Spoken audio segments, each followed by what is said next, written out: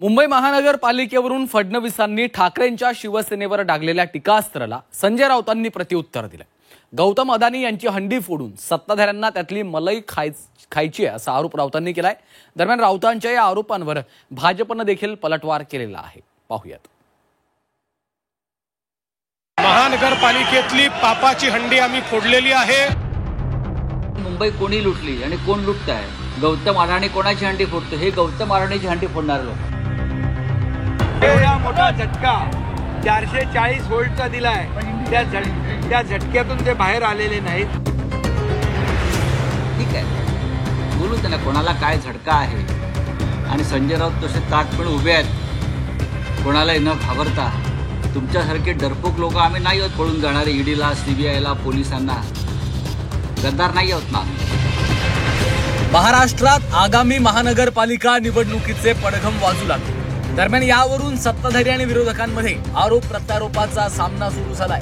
देवेंद्र फडणवीसांनी मुंबई महानगरपालिकेवरून नाव न घेता उद्धव ठाकरेंना लक्ष्य केलं। यानंतर संजय राऊतांनी देखील फडणवीसांवर जोरदार पलटवार केलाय।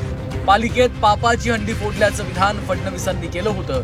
दरम्यान फडणवीसांच्या टीकेला राऊतांनी देखील चोख प्रत्युत्तर दिलंय।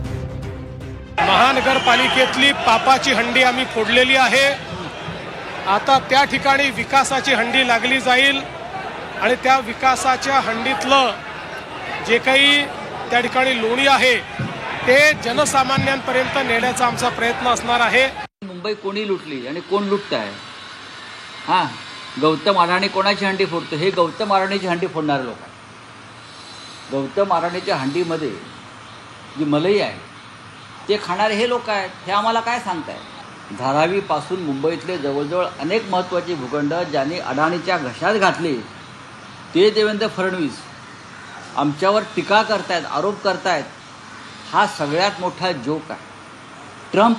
प्रेसिडेंट ट्रम्प नंतर जर कोणी राजकारणातले जोकर असतील तर ते देवेंद्र फडणवीस झालेले आहेत। संजय राऊतांनी देवेंद्र फडणवीसांवर केलेल्या हल्लाबोलनंतर भाजपनेही राऊतांवर शरसंधान साधले।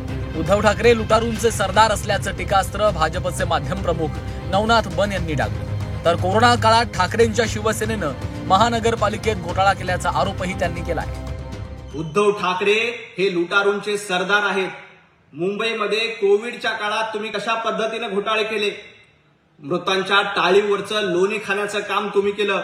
डेड बॅग देखील तुम्हाला पुरलेल्या नाहीत। एवढंच काय, कामगारांची खिचडी देखील चोरली। आणि त्याही पेक्षा गंभीर बाब म्हणजे मिठी नदीतला गाळ आणि त्याचं कमिशन देखील तुम्ही खाल्लंय। मातोश्री 2 कुणाच्या कमिशनवर उभं राहिली हे जरा उद्धव ठाकरे आणि संजय राऊत यांनी महाराष्ट्राला सांगून द्यावं। हा मराठी माणूस भारतीय जनता पार्टी सोबत आहे, तुमच्यासारख्या घोटाळेबाजांसोबत कधीच राहणार नाही। संजय राऊतांनी एकनाथ शिंदेंच्या मुख्यमंत्री पदावरून त्यांना डिवचलं। दरम्यान राऊतांच्या विधानाचा शिंदेंनीही समाचार घेतला होता। 440 व्होल्टचा झटका दिल्यामुळे राऊतांचं संतुलन बिघडलं अशी टीका शिंदेंनी केली होती। तर शिंदेंच्या टीकेला आता राऊतांनी प्रत्युत्तर दिलं। एवढा मोठा झटका 440 व्होल्टचा दिलाय, त्या झटक्यातून ते बाहेर आलेले नाहीत। म्हणून त्यांचं मानसिक संतुलन विरोधी पक्षाचं बिघडलेलं। जो मटका लगा वो बोल रहे, उसको इतना करारा झटका हमने दिया है कि विरोधक अभी वो झटके से बाहर नहीं आए हैं। इसलिए ऐसी बेतुनी बातें करते, मैं उनको ज्यादा महत्व देता हूँ। ठीक आहे ना, बोलू त्यांना कोणाला काय झटका आहे। आणि संजय राऊत तसे ताटपणे उभे आहेत, कोणालाही न घाबरता। तुमच्यासारखे डरपोक लोक आम्ही नाही आहोत पळून जाणारे ईडीला, सीबीआयला, पोलिसांना। गद्दार नाही आहोत ना आम्ही। त्याच्यामुळे आम्हाला जो झटका आहे तो स्वाभिमानाचा झटका आहे। स्थानिक स्वराज्य संस्थांच्या निवडणुका जवळ आल्यामुळे सत्ताधारी आणि विरोधक एकमेकांची उणीधुणी काढतायत। मागील 2 दशकांपासूनची मुंबई महानगरपालिकेवरची शिवसेनेची सत्ता महायुतीला उलथवून लावायची आहे। त्यामुळे महायुतीनं मुंबईत कंबर कसली असून ठाकरेंच्या शिवसेनेला कोंडीत पकडण्याचे प्रयत्न सुरू केले। तर दुसरीकडे ठाकरेंच्या शिवसेनेकडून देखील जशास तसं प्रत्युत्तर देण्यात येत आहे। ब्युरो रिपोर्ट, झी 24 तास।